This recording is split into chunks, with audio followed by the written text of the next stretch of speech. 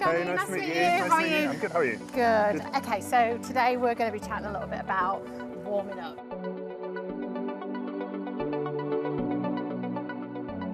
So let's talk about the types of warm-up that you should do. So there's lots of talk around dynamic stretching and warming up from a dynamic perspective, but also static stretching. When I was competing and training, static stretching was something that was really important to do and that I'd always do at the start of my career.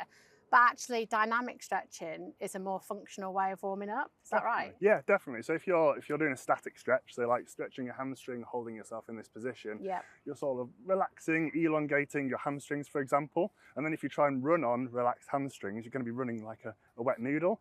So with your stretching before a race or before a workout, you want to be doing it dynamically. So instead of holding it like this, you maybe just do a little bounces each time and you can change each side. You're wanting to switch things on, you're wanting to stretch, but not hold it for a prolonged period of time. That's going to be great after your session, but before a session, you want to switch things on, get things moving. It's the same for sort of any exercise. If you're stretching out your chest, for example, against something, instead of doing that, you could do some arm swings. It works the same any area of the body. So it's the same kind of stretches, but you're just moving in and out of them much quicker. Yeah, exactly. You don't run statically, do you? You don't hold a position when you're running, so you don't want to hold any positions when you're warming up either. Someone who's going out to do, for example, the Vitality 10K, do you need a longer warm-up to what you would do if you were running a 5K? It's going to vary dependent on your level, I suppose. Like more elite athletes like yourself, for example, you probably warmed up for, I don't know, up to an hour before a race.